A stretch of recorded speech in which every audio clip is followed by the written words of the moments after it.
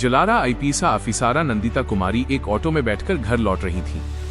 Auto चालक झट से ये समझ ही नहीं पाया कि ऑटो में बैठी वो महिला कोई साधारण महिला नहीं, वो जिले की आईपीएस ऑफिसर थी। नंदिता ने लाल रंग की साड़ी पहनी हुई थी और दिखने में पूरी तरह से एक साधारण महिला की तरह लग रही थी। वो अपने भाई की शादी में शामिल होने के लिए छुट्टी लेकर अपने घर जा रही थी। न पे अंक की मात्रा द आइटा ने सोचा था, भाई की शादी में वो आईपीएस बनकर खुद को नहीं दिखाएंगी, वो केवल एक बहन के रूप में जाना चाहती हैं। ऑटो चलाते हुए चालक ने कहा, मैडम, आपके लिए मैं ये रास्ता लेकर जा रहा हूँ, वरना मैं इस रास्ते से बहुत कम जाता हूँ। नंदिता ने ऑटो चालक से पूछा, लेकिन क्यों भाई, इस रास्ते में क्या समस्या है? ऑटो चालक ने कहा, मैडम, इस रास्ते में कुछ पुलिस वाले रहते हैं। हमारे इलाके के जो इंस्पेक्टर हैं वो अनावश्यक रूप से ऑटो वालों से पैसे ऐंठते हैं। कोई गलती न होने पर भी चालान काटा जाता है और पैसे वसूले जाते हैं, और इंस्पेक्टर की बात न मानने पर लोगों की पिटाई भी की जाती है। आज मेरी किस्मत में क्या है पता नहीं, ऊपर वाला अगर इस समय वो इंस्पेक्टर रास्ते से गुजर रहा हो तो वो जरूर मुझसे अनावश्यक रूप से पैसे वसूलेगा। आईपीएस नंदिता ने मन में सोचा, क्या इस ऑटो चालक की बात सच है? क्या सचमुच इलाके का वो थाने का इंस्पेक्टर इतना गैर कानूनी काम करता है?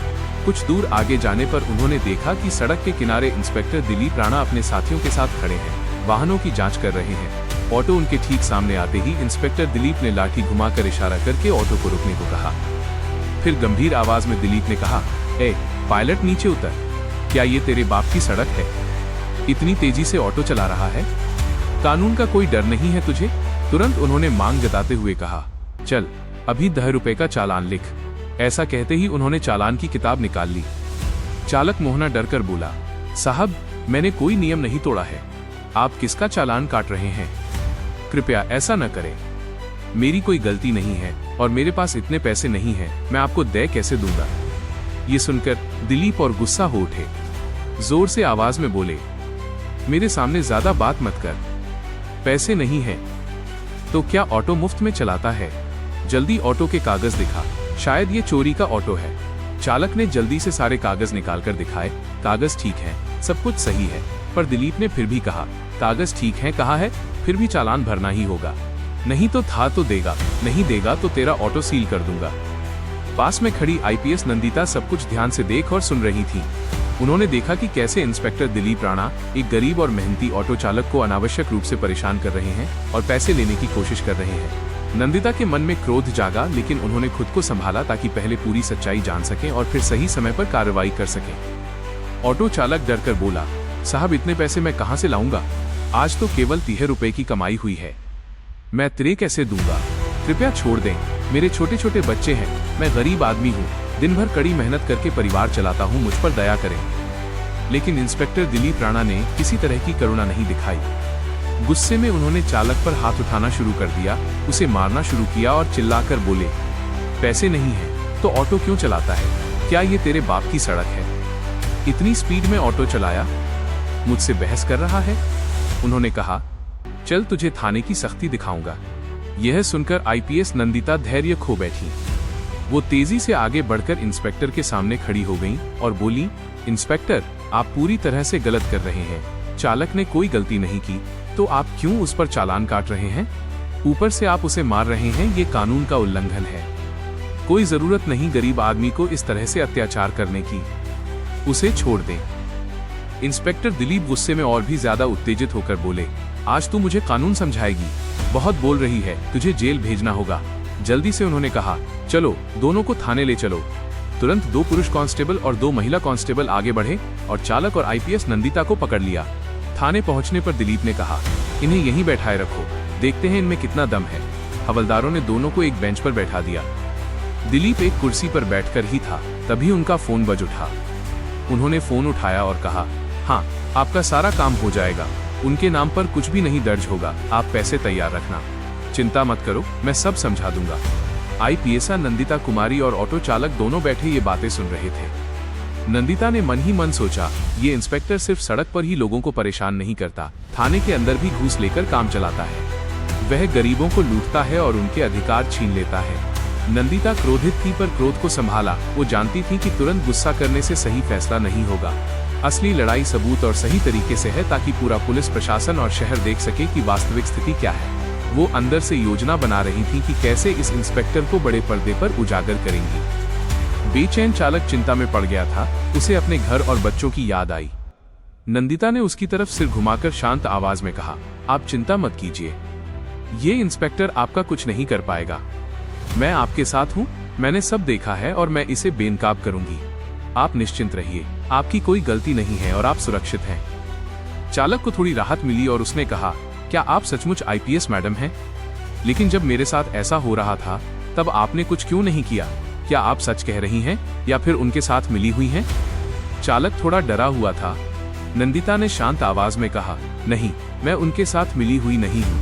मैं सचमुच इस इंस्पेक्टर को बेनकाब करना चाहती थी, इसलिए मैं चुपचाप बैठकर सब देख रही थी कि वो और क्या गलत काम करता है। मैं उसे न थी बद्ध करूंगी, अगर चाहती तो इसे तुरंत सस्पेंड भी करवा सकती थी। थोड़ा धैर्य रखिए, देखिए मैं इसके बाद क्या करती हूँ। कुछ देर बाद दिलीप राणा अपने केबिन में चले गए। उन्होंने एक हवलदार को बुलाया और कहा, उस ऑटो के चालक को बुलाओ। हवलदार जल्दी से बाहर गया और चालक से कहा, साहब ने तुम्हें अंदर बुलाया है। ये सुनकर चालक डर गया, लेकिन नंदिता ने उसे हिम्मत दी। चिंता मत करो, मैं सब देख रही हूँ। चालक धीरे से इंस्पेक्टर के पास जाकर खड़ा हुआ।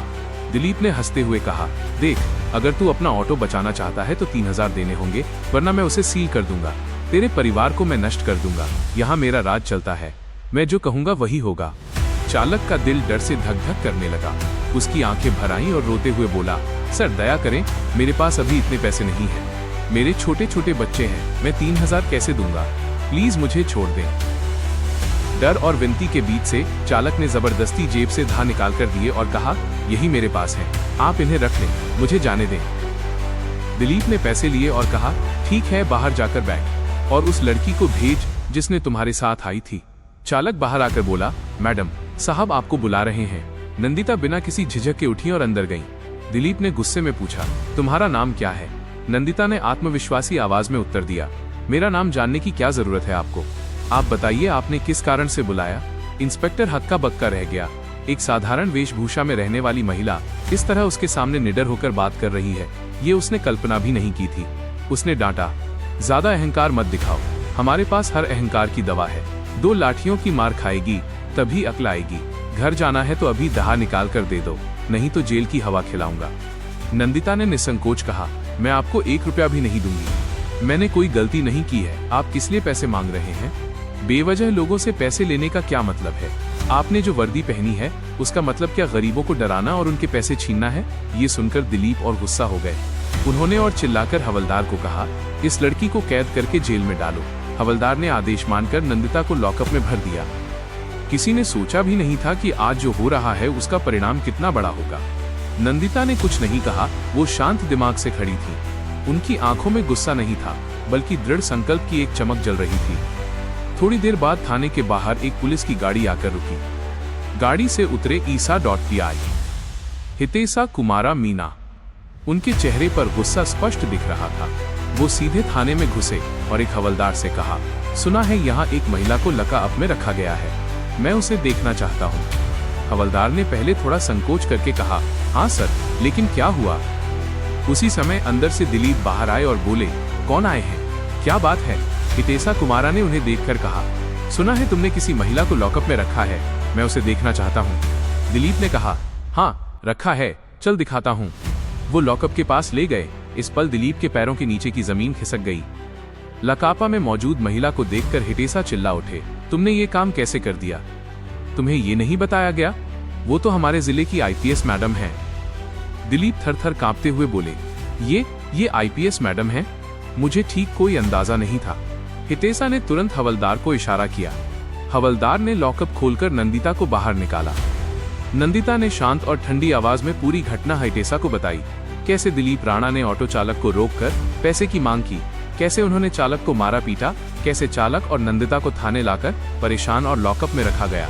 नंदिता ने बताया कि वो सब कुछ जानबूझकर देख रही थी ताकि उस इंस्पेक्टर के अन्यायपूर्ण कामों का सबूत जमा किया जा सके। हितेशा समझ गए कि मामला गंभीर है। उन्होंने तुरंत बाहर जाकर औपचारिक चैनल के माध्यम से काटरपक्सा एएसपी और ऊपरी अधिकारियों को जानकारी दी। फोन पर और लिखित रूप से रिपोर्ट भेजी गई ताकि हर कदम नथिबद्ध रहे। एएसपी ने रिपोर्ट देखकर मामले को गंभीर मानते हुए जिला प्रशासन को बताया। जिला मजिस्ट्रेट, डीएम और एसपी दोनों ने विषय की गंभीरता देखकर थाने पहुंचे। डीएम ने सवाल किया, तुमने किस अधिकार से ऐसा करके एक महिला को पकड़कर लॉकअप में रखा? ये काम तो कानून का उल्लंघन है।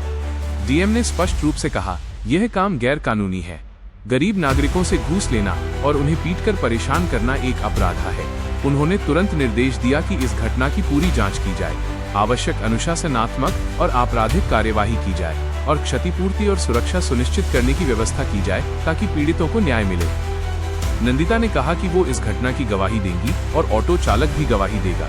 डीएम ने बताया कि आज ही विस्तृत जांच और कार्रवाई की जाएगी ताकि और कोई ऐसा अन्याय न कर सके। डीएम ने निर्देश दिया कि संबंधित एएसपी और विजिलेंस विभाग पूरी जांच करें। नंदिता ने डीएम को घटना को विस्तार से बताया, ये सिर्फ उनका व्यक्तिगत मामला नहीं है, बल्कि जिले के कई लोग जो गरीब और छोटे व्यापारी हैं, वे नियमित रूप से इस तरह के अत्याचार का शिकार होते हैं। उन्होंने अपना बयान ऑफिशियल रिकॉर्ड में दर्ज करवाया ताकि कोई घटना को दबा न सके। ऑटो चालक से भी व्यापक पूछताछ की गई। चालक ने डीएम और जांच अधिकारियों के सामने वर्णन करके बताया कि कैसे दिलीप राणा ने अनावश्यक चालान काटकर पैसे की मांग की है और डराकर पैसे लिए हैं, और अगर पैसे नहीं देता तो उसका ऑटो सील कर दिया जाता और परिवार क्षतिग्रस्त होता। चालक का बयान ऑफिशियल फाइल में भी शामिल किया गया। जांच शुरू हुई। विजिलेंस टीम ने थाने के रिकॉर्ड और सीसीटीवी फुटेज की जांच करके देखी। सबूत मिला कि दिलीप राणा ने कई बार ऑटो चालक और गरीब लोगों से अनियमित रूप से पैसे वसूले हैं। अगले दिन सुबह शहर की सड़क पर एक के बाद एक ऑफिसरों की गाड़ियां लाइन लगाकर आकर रुकी। एसआपी कमिश्नरा और कई आईएएस आईपीएस ऑफिसर थाने में प्रवेश किए। उन्हें देखकर दिलीप राणा का रंग फीका पड़ गया। उन्हें कोई छूट नहीं दी गई, हथकड़ी पहनाकर ले जाया गया। एसआपी कमिश्नरा ने हितेशा को निर्देश दिया और दिलीप राणा को तत्काल सेल में डालने का आदेश दिया। जो कोई कानून का उल्लंघन करेगा उसे उसी के अनुरूप परिणाम भुगतना होगा, ऐसा सुनिश्चित किया गया। इसके बाद दिलीप राणा को सेल बंद कर दिया गया। तो दोस्तों, अगर कहानी अच्छी लगी हो तो हमारे चैनल को लाइक, कमेंट, सब्सक्राइब करके हमारे साथ रहें। आपका एक सब्सक्राइब हमें प्रेरणा देगा और नए वीडियो बनाने के लिए। इसलिए कह रहा हूं कि सब्सक्राइब करने के पैसे नहीं लगते, कर दीजिए। वीडियो को पूरी तरह से देखने के लिए सभी को बहुत बहुत धन्यवाद।